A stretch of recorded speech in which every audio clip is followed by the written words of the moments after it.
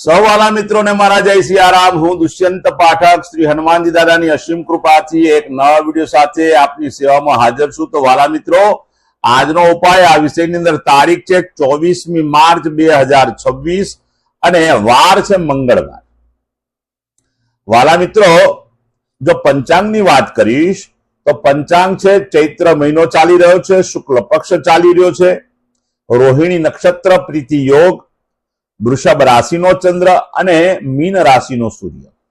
વાલા મિત્રો, અશુભ સમયની જો વાત કરું તો યમઘંટ સવારે 9:31 થી 11:02 સુધી છે અને રાહુકાળ બપોરે 3:36 થી 5:07 સુધી છે। આ બંને સમય અશુભ સમય કહેવાય। અશુભ સમયની અંદર કોઈ પણ પ્રકારનું શુભ કાર્ય, શુભ યાત્રા ન થાય।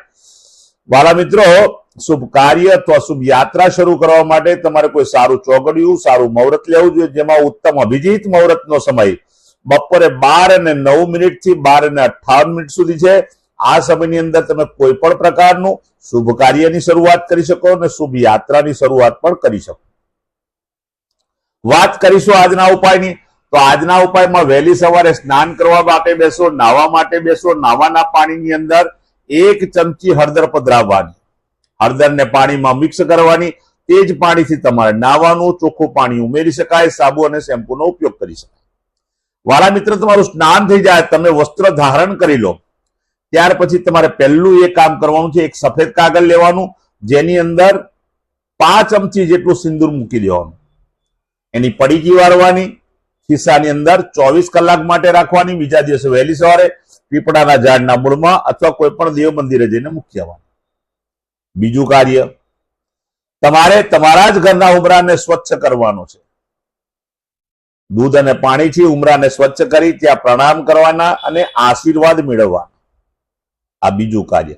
ત્યાર પછી તમારે કોઈ પણ હનુમાનજીના મંદિરે જવાનું છે, શ્રી હનુમાનજી દાદાના દર્શન કરવાના છે અને કોઈ પણ પ્રકારનું સફેદ પુષ્પ હોય, કોઈ પણ પ્રકારનું સફેદ પુષ્પ તમારે હનુમાનજી દાદાના ચરણમાં અર્પણ કરવાનું છે।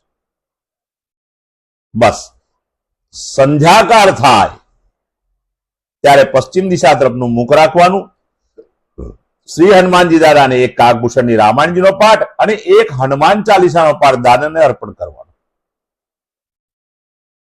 રાત્રે સૂતા પહેલા તમારે તમારી જ પથારીમાં પલાઠી વાળીને બેસવાનું। ઓમ કૃષ્ણાય વાસુદેવાય હરે પરમાત્મને પ્રણત ક્લેશનાશાય ગોવિંદાય નમો નમઃ આ મંત્ર યથાશક્તિ તમારે જપવાનો। આ હતો આજનો ઉપાય।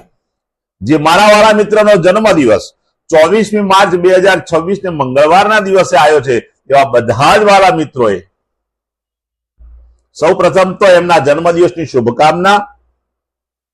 શ્રી હનુમાનજી દાદા એમની મનોકામના પૂર્ણ કરે, બલબુદ્ધિને વિદ્યા આપે અને એમનું રક્ષણ કરે। ઉપાયના ભાગ સ્વરૂપે મેં કહ્યું તે પ્રમાણે સ્નાન કરવાનું, મેં કહ્યું તે પ્રમાણે શ્રી હનુમાનજી દાદાના મંદિરે જવાનું, સફેદ પુષ્પ અર્પણ કરવાનું, દાદાના દર્શન કરવાના। ત્યાર પછી ગૌશાળાએ જવાનું, ગાયોની સેવા કરવાની, ગાયોને લીલું ઘાસ અથવા ઘાસનું દાન આપવાનું અથવા તમારે ત્યાં જે ભોજન બન્યું હોય એ ગાયોને અર્પણ કરવાનું। સંધ્યાકાળ થાય તે પહેલા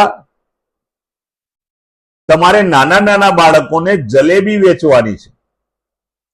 તમે જલેબી ન વેચી શકો તો તમે ગોળ પણ આપી શકો, ગોળની કાકરી પણ નાના નાના બાળકોને આપી શકો। બેમાંથી ગમે તે એક કાર્ય કરજો। અંતિમ કાર્ય એ છે કે તમારી કોઈ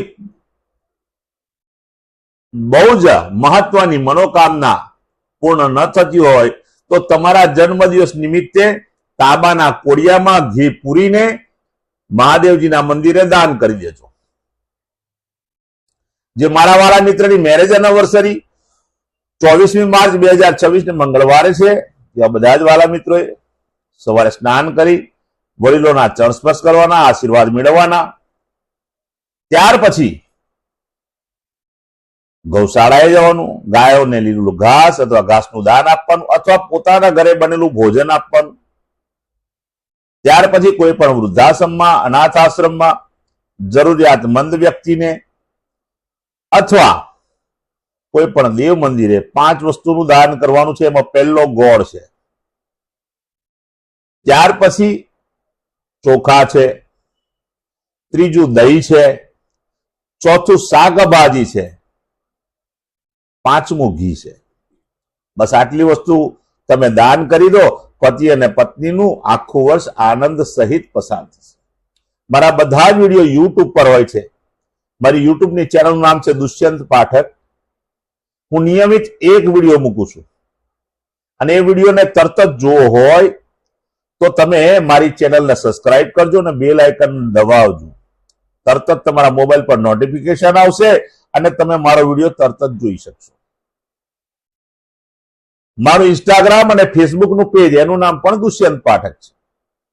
મારા પેજને ફોલો કરજો, મારા પેજને લાઈક કરજો અને મારા બધા જ વિડીયોને શેર કરજો.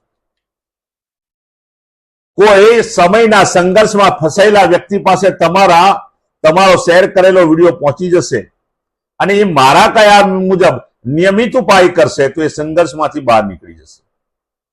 હું નિયમિત બોલું છું કે હું જે વિડીયો બનાવું છું એમાં જે ઉપાય બતાવું છું એનું પરિણામ 24 કલાકમાં નહીં મળે, 48 કલાકમાં નહીં મળે, પણ નિયમિત જ્યારે ઉપાય કરતા જશો ત્યારે તમારા ગ્રહો બેલેન્સ થઈ જશે અને ગ્રહો એકવાર બેલેન્સ થયા પછી તમારા જીવનમાંથી દુઃખ, પીડા, ચિંતા, ટેન્શન અને સંઘર્ષ દૂર થશે.